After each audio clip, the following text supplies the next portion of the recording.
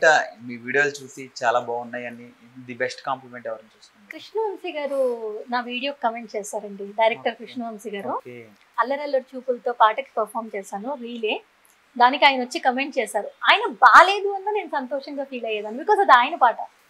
కానీ ఆయన నైస్ అని చెప్పి పెట్టినప్పుడు దాని కింద చైతన్య ప్రసాద్ గారు లిరిసిస్ట్, ఆయన కూడా ఇంతకంటే నీకేం కావాలమ్మా కాంప్లిమెంట్, ఆయన తీసిన సినిమా ఆయన పాటను ఆయన బాగుందని చెప్పారని. సో కలవలేదండి. బట్ చాలా మంది అంటే సెలబ్రిటీస్ చాలా మంది ఫాలో అవ్వడము, నాకు పర్సనల్ గా మెసేజెస్ చేయడము, బాగుంటాయని తెలుసుకొని ఎక్కడికైనా వెళ్ళినప్పుడు ఎవరైనా మీరెందుకు తెలియదండి మీరు తెలుసు అన్నప్పుడు ఎవరైనా పెద్దవాళ్ళు ఆనందం ఇవ్వట్లేదు అనే కంటే మేబీ సూట్ అయితే ఇంకంత రీచ్ అవ్వలేదేమో అనే నా ఫీలింగ్ అండి. మీరేమో అంటారు బాగున్నాయి, అందరూ చాలా మంది కనిపించిన వాళ్ళు మీ వీడియోస్ బాగుంటాయి అంటారు, ఎవరికి చేరాలో వాళ్ళకి ఇంకా చేరలేదేమో. అయితే అది నేను అనండి, ఎందుకంటే ఇక్కడ బాంబేను ఆర్టిస్టులు ఉంటారు, కొంతమంది క్యారెక్టర్ ఆర్టిస్టులు కూడా వేరే ఇక్కడ సిటీస్ లో ఉంటారు, బాంబేలోను బెంగళూరులోను. సినిమా అనేది ఇవాళ డిసైడ్ అయిపోయి ఇప్పుడే అవ్వదు కదండి, ఒక వారం రోజుల తర్వాత నెల రోజుల తర్వాత అంతా షెడ్యూల్ చేసుకుంటారు కదా. నేను 24 గంటల్లో వచ్చేస్తాను యూఎస్ నుంచి. ఇలా చెప్పండి, వారం రోజుల తర్వాత ఉందనుకోండి, ఇప్పుడు యూఎస్ లో రేపు వచ్చేస్తాను కదా. ఈ విషయం తెలియదు చాలా మందికి, ఇప్పుడు ఇంటర్వ్యూ చూస్తున్నారు కాబట్టి మీకు అదే చేరాల్సిన టైంకి చేరాల్సిన వాళ్ళకి చేరితే అన్ని సక్రమంగా జరుగుతాయి. టైం ఓకే అంటే మీరు ఏదైనా సినిమా మీకు ఆఫర్ వచ్చి సో అంతా ఓకే అయిపోయింది, రేపు పొద్దున్న షూట్ అంగా క్యాన్సిల్ అయిన అట్లా ఏమైనా ఉన్నాయా? ఉన్నాయి. ఓకే ఒక సినిమాలో చెయ్యాలి, నాకని క్యారెక్టర్ రాశారు, నా దగ్గర ఇప్పటికీ స్క్రిప్ట్ ఉంది, యాక్ట్ చేద్దామని వచ్చాక నా క్యారెక్టర్ వేరే వాళ్ళకి వెళ్ళిపోయింది. కానీ నేనేం పెద్దగా నాకేం అనిపించలేదు, అంటే ఏమో నాకు రాసలేదేమో అనుకున్నాను తప్పితే ఇంకా దాని గురించి కొంచెం బాధపడిన మాట వాస్తవం అండి. అంటే అంతే కదా, మనం ఇలా తింటున్నాము అని, లేకపోతే మనం మన పేరు మీద ఉందా ముద్ద, మనకి ఇష్టమైంది ఉంది అని అలా పెట్టుకోబోతుంటే ఎవరైనా చేతిలో నుంచి లాక్కుంటే భలే ఉంటాయి వాళ్ళ ప్రాబ్లమ్. అంటే హీరో గారి వల్ల, లేకపోతే ఆ సినిమా ప్రొడ్యూసర్స్ వల్ల, వాళ్ళకేవో ఆబ్లిగేషన్స్ వల్ల. కానీ చేసిన నేను మిస్ అయిన క్యారెక్టర్, నేను ఒకటి నాకు కుదరక నేను రాలేదండి. అంటే అప్పుడు ఇంకా ఆల్రెడీ వాళ్ళు వెంటనే బయలుదేరాలన్నారు, మేము క్రూజ్ బుక్ చేసుకున్నాం, అలాస్కా క్రూజ్ బుక్ చేసుకున్నాము. సో అది పిల్లలకి ఎంత హాలిడే ప్లాన్ కదా, నేను అది వేలతో చాలా బోల్డ్ అంత డబ్బులు పెట్టి చేసుకుంది, అది నేను మిస్ అవ్వద్దు అనుకొని రాలేదు. దానికి ఒకటి నేను మిస్ చేసుకున్నాను, ఇంకోటి ఇలా మిస్ అయిపోయింది, బాధ వేస్తుంది, కొంచెం అనిపిస్తుంది. ఏం చేస్తాం మరి. సినిమా పేరు తెలుసుకోవచ్చని క్యారెక్టర్ పేరు చెప్పబోయి సినిమా పేరు చెప్పవచ్చు. చేసిన వాళ్ళు పెద్దగా నాకు ఏ ప్రాబ్లం ఏంటంటే నేను ఒకటి నా చేతుల్లో నుంచి పోయింది, ఒకటి నేను వదులుకున్నా కూడా ఆ రెండు చేసింది చాలా పేరున్న వాళ్ళు. అప్పుడు మాత్రం మా వారు అన్నారు, అమ్మ నీకు వచ్చింది అంటే మంచి ఆర్టిస్ట్వే కదా వచ్చింది, అంటే ఓకే రికగ్నైజ్ అయ్యేదానివి, వచ్చింటే రికగ్నైజ్ అయ్యేదానివి, మిస్ అయింది. కానీ మా వారు ఒక్క మాట అన్నారు, నేను చాలా బాధపడ్డాను. మా వారు ఒకటే అన్నారు, మేబీ ఏది జరిగినా మన మంచిగా, ఇంతకంటే పెద్దది వెయిట్ చేస్తుందేమో అని అనుకున్నాను. ఆ నమ్మకం ఉందండి. సినిమా పేరు చెప్పట్లేదు, హీరో పేరైనా తెలుసుకోవచ్చా? అంటే హీరో చాలా సినిమాలు చేస్తుంటారు కదా. చాలా చేస్తారు, ఆ హీరోతో చెయ్యాలని ఒక రకంగా చెప్పినా నాకు బాగా ఇష్టమైన హీరోస్ లో ఆయన కూడా ఒకటి. ఎందుకంటే మంచి క్యారెక్టర్ సెలెక్ట్ చేసుకుంటారు, బాగా చేస్తారు. మీరు ఏం చేసినా ఆ సినిమా పేరు నాతో చెప్పించలేరు. ఎవరైనా గెస్ట్ చేయండి, రీసెంట్ గా రిలీజ్ అయింది, కింద కమెంట్స్ లో పోస్ట్ చేయండి. ఏం హీరో పేరు అయినా చెప్తే వద్దు, హర్ట్ అయ్యే వాళ్ళు ఉంటారు. నాకు అలా నా తత్వం మీకు తెలుసు, మీరే చెప్పారు, ఇంకోళ్ళు ఇబ్బంది పెట్టే తత్వమే కాదన్నప్పుడు ఎందుకు. బట్ వస్తున్నాయి, ఇప్పుడు కూడా వస్తున్నాయి. నాన్నగారు ఇదైనా నెక్స్ట్ డే నాకు పెద్ద బ్యానర్ నుంచి కాల్ వచ్చింది, బట్ నాకు ఆడిషన్ రమ్మన్నారు. నాకు నమ్మకం ఉండిందండి, అంటే నేను ఓవర్ కాన్ఫిడెన్స్ అని చెప్పను, బట్ ఆడిషన్ కి వెళ్తే ఖచ్చితంగా ఆ క్యారెక్టర్ నాకు రాసిందని ఒక ఇన్స్టింక్ట్ నాకు చెప్పింది. కానీ నాన్న అలా పంపించేయంగానే నాకు అమ్మను వదిలేసి వెళ్ళాలని నాకు అనిపించలేదు. ఒకటే అనిపించింది, ఈ టైంలో నా సంతోషం కంటే అమ్మకి నా తోడు అవసరం అనిపించింది. ఎందుకంటే మా దగ్గర మామూలుగా చెప్తున్నా 13 రోజుల దాకా కొంచెం పట్టింపులు ఇవన్నీ ఉంటాయండి, అవన్నీ వదిలేసి వెళ్తే ఒకళ్ళు అంటారని కాదు కానీ నా మనసుకే తృప్తి అనిపించలేదు. అప్పుడు నాకు అనిపించింది ప్రయారిటీ చూస్తే ఇదే ముఖ్యం, నాన్న కార్యక్రమాలు ఏవైతే ఉన్నాయో నాన్ని ప్రశాంతంగా పూర్తిగా ఆయన వెళ్ళాలనుకున్న చోటికి సాగనంపడం ముఖ్యం అనిపించింది. నేనే వదులుకున్నాను. 2 ఆఫర్స్ వదులుకున్నాను. ఇప్పుడు ఇప్పుడే ఈ ట్రిప్ లోనే నేను వదులుకున్నాను. బట్ ఇంకోటి ఉంది యాక్చువల్గా, ఒకటి నెట్ఫ్లిక్స్ కోసమనే. అది ఈ 25th షూట్ ఉంది, డెమో షూట్ ఉంది. అందులో హీరో మదర్ క్యారెక్టర్. చెప్పొద్దు అనుకున్నా, మీకే చెప్తున్నా. ఇప్పటిదాకా చెప్పకుండానే వచ్చేసింది హీరోకి మదర్ క్యారెక్టర్. పేరు చెప్పట్లే హీరో. ఇది డెమో అయిపోయాక అవనివ్వండి. ఒకటి చెప్పను అండి, కొన్ని మనం ముందే చెప్పి అలా చేస్తున్నాను అంటేనే చేతిలో నుంచి లాక్కొని ఎవరో వెళ్ళిపోయారు. ఇప్పుడు జస్ట్ డెమో ఉందండి నెట్ఫ్లిక్స్ వాళ్ళది. సో ఒకవేళ దానికి సెలెక్ట్ అయితే మేబీ రానున్న కాలంలో రావచ్చు. లైక్ ఏంటంటే ఇప్పుడున్న ట్రెండ్ని బట్టి ఇప్పుడు కెమెరాలు, ఫోన్లు ఇవన్నీ ఉన్నాయి కదా. సో అలా లేని టైంలో సో అవి ఉండుంటే బాగుండు, ఒక మూమెంట్ ఎవరు క్యాప్చర్ చేసుకునేదాన్ని అని అట్లా చాలా ఉన్నాయి. నేను అమితాబ్ బచ్చన్ గారిని కలిసాను, ఓకే, అనుష్క గారిని. అంటే ఇంటర్వ్యూస్ చేసిన వాళ్ళలో నేను నాగార్జున గారిని ఇంటర్వ్యూ చేశాను. ఓకే, చాలా చాలా పెద్ద సెలబ్రిటీస్ నేను ఇంటర్వ్యూస్ చేశాను. వినిపించేది కదండి, కనిపించింది.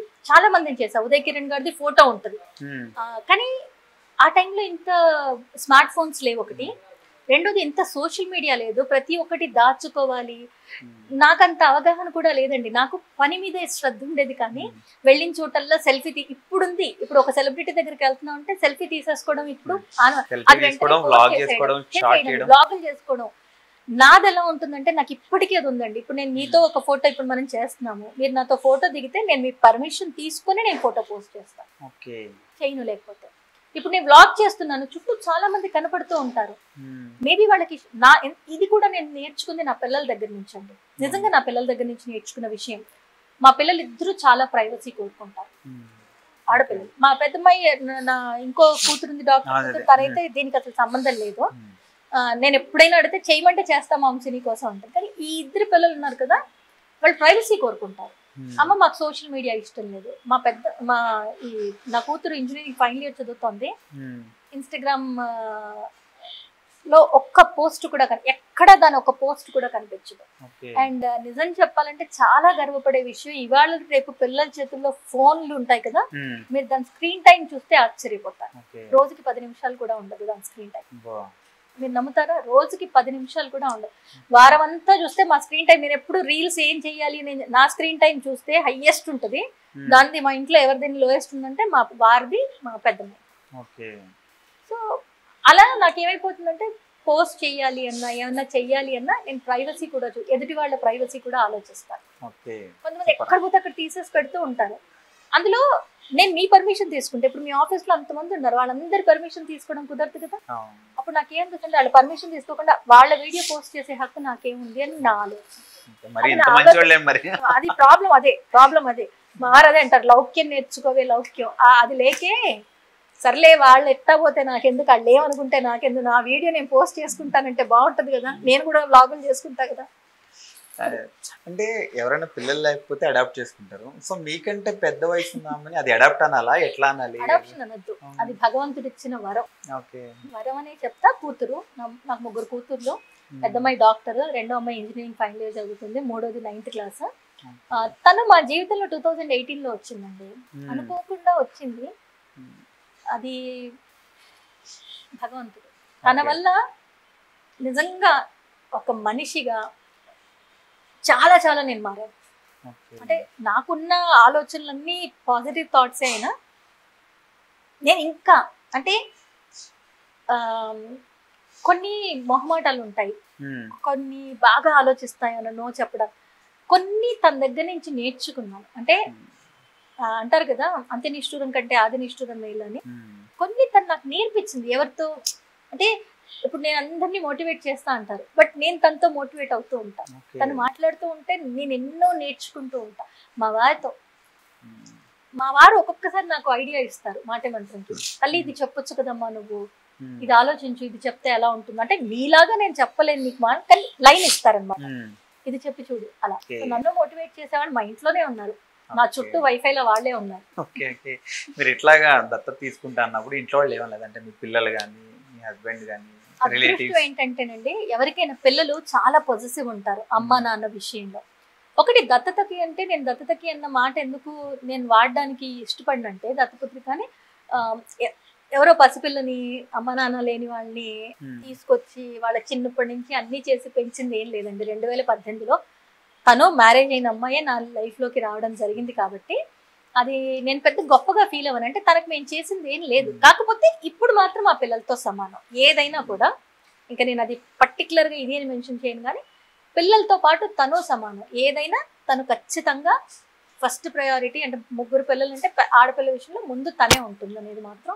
అది పిల్లలు కూడా అలా ఫీల్ అవ్వలేదు. నా పిల్లలు కూడా ఇంకోటి చెప్పనండి, వాళ్ళకి ఏ చిన్న కష్టం వచ్చినా వాళ్ళ సీక్రెట్స్ అమ్మకి చెప్తే భయపడి ఉంటాయి కదా, ఎవరికైనా మనకైనా ఉంటాయి. మా అమ్మకి చెప్తే అమ్మ తిడతారన్నప్పుడు ఫ్రెండ్స్కి వెళ్ళి చెప్పుకుంటాం కదా, వాళ్ళిద్దరూ నా పిల్లలు ఎవరికైనా చెప్పుకుంటారంటే మా పెద్దమ్మాయి. ఓకే. మరి వాళ్ళ హస్బెండ్ కూడా ఏమనలేదా ఇట్లా అత్తయ్య అత్తయ్య అలా నేను మా అమ్మాయి వాళ్ళ హస్బెండ్ ని అన్న అని పిలుస్తాను, అన్న అని పిలుస్తా. తను నన్ను పేరు పెట్టే పిలుస్తారు. మా వారిని తను అన్న పేరు పెట్టి పిలుస్తుంది, లేకపోతే అన్న అని పిలుస్తుంది. సో చాలా డిఫరెంట్ గా ఉంటుందండి. ఒక్కొక్కసారి నిజం చెప్పినా మా అమ్మాయి మాంసి నువ్వు అందరినీ కన్ఫ్యూజ్ చేస్తున్నావు మాంసి, మన రిలేషన్ లో చాలా మంది పిచ్చి అయిపోతుంది. ఎందుకంటే ఒక్కళ్ళు ఎవరో పెట్టారు డాక్టర్ చదివే కూతురు అని ఎప్పుడో పెడితే, ఓహో నన్ను ఒక ఆయన వచ్చి ఫేస్బుక్ లో మాట కలపడానికి చూసారు. సరే నేను అంతగా రెస్పాండ్ అవ్వలేదు. ఆయన చాలా వయసులో పెద్దండి, ఆయనకు 63, 64 ఉంటాయి. ఇది జరిగింది కూడా 2-3 ఏళ్ల క్రితం. నేను అప్పుడు ఎర్లీ జస్ట్ 39, 40 అట్లా ఉన్నాను.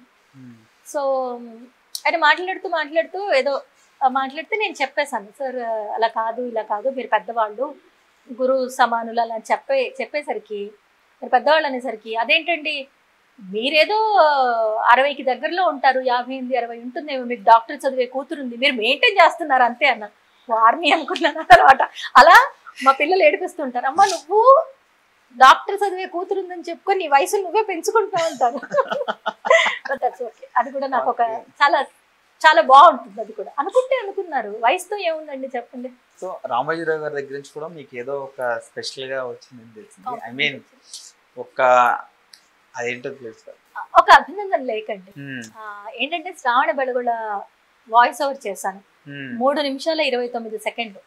బాగా గుర్తు, ఎందుకంటే నా జీవితంలో నేను అందుకున్న కాంప్లిమెంట్స్ లో రామోజీరావు గారి గురించి అప్పటికంటే ఇప్పుడు ఆయన విలువ ఇంకా ఎక్కువ తెలుసు. అంటే రాను ఆయన సాధించడం అంతా. ఎందుకంటే అప్పుడు నేను మీడియా కొత్తదాన్ని, నాకు పెద్దగా తెలియదు అన్నమాట. అప్పుడు రామోజీరావు గారి విలువ ఏంటి, అదేంటి, ఓ ఈటీవీలో జాబ్ వచ్చిందో చేస్తున్నాను అంతే. సో వాయిస్ ఓవర్ చేసిన తర్వాత ఆయన అభినందన లేఖ పంపించారు.